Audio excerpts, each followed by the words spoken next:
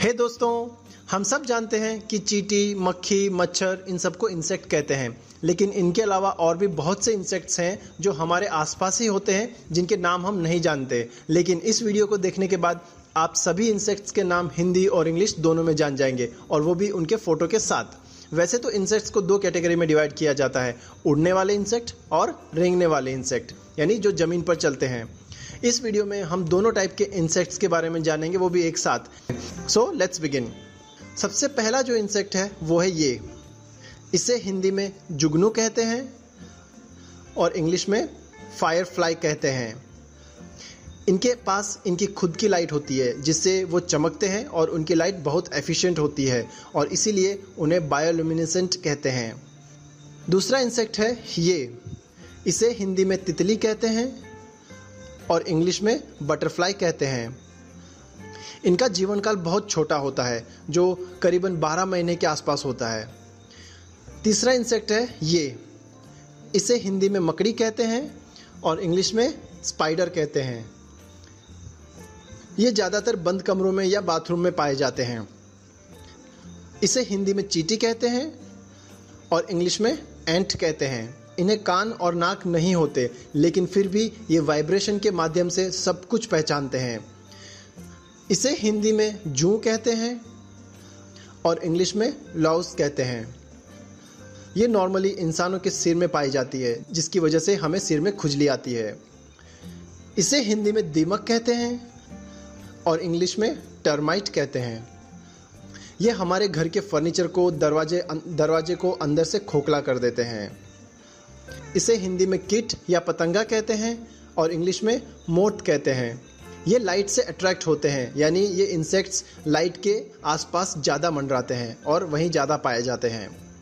इसे हिंदी में भंवरा कहते हैं और इंग्लिश में बम्बल बी कहते हैं। ये नॉर्मली एग्रीकल्चर या फूलों में पॉलिनेशन में मदद करते हैं।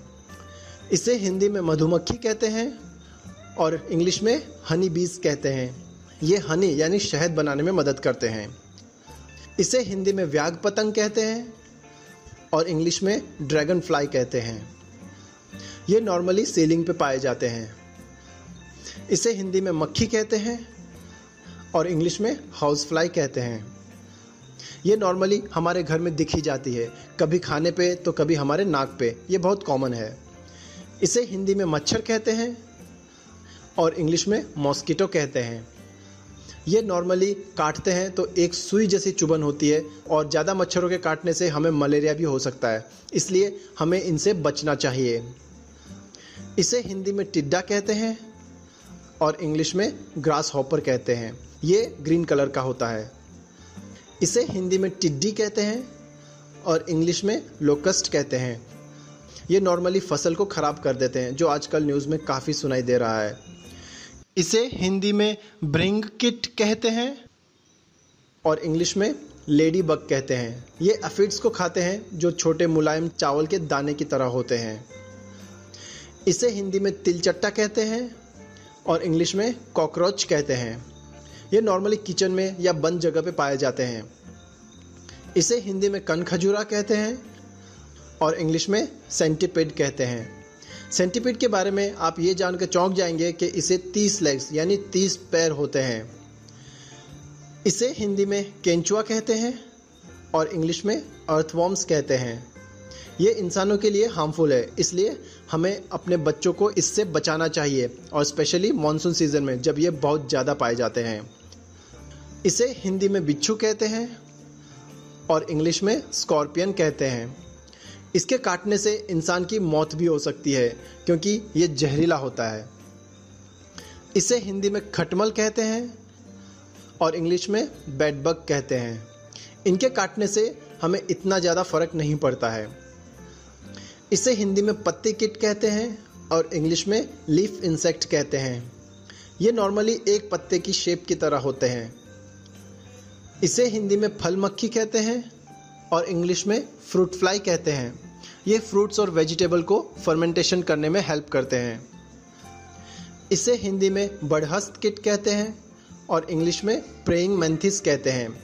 ये अपने आगे के 2 पैरों को ऐसे जोड़े रखते हैं जैसे प्रार्थना कर रहे हो, इसलिए इसे प्रेइंग किट कहते हैं। इसे हिंदी में इल्ली कहते हैं और इंग्लिश में कैटरपिलर कहते हैं। ये बड़े होकर बटरफ्लाई या मोथ बनते हैं। इसे हिंदी में पिस्सू कहते हैं और इंग्लिश में फ्ली कहते हैं।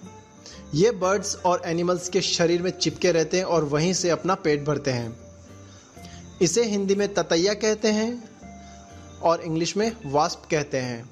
ये दूसरे इंसेक्ट्स को खा के अपना पेट भरते हैं। और जो आखिरी इंसेक्ट है वो है ये। इसे हिंदी में झिंगुर कहते हैं और इंग्लिश में क्रिकेट कहते हैं। ये नॉर्मली गार्डन में छोटे छोटे इंसेक्ट्स खा के गार्डन के फूलों को बढ़ाने में मदद करते हैं। तो दोस्तों, इस वीडियो में मैंने आपको 30 इंसेक्ट्स के नाम बताए हैं, वो भी हिंदी और इंग्लिश दोनों में, और उनके पिक्चर्स के साथ। लाइक करें इस वीडियो को और शेयर करें अपने फ्रेंड्स के साथ।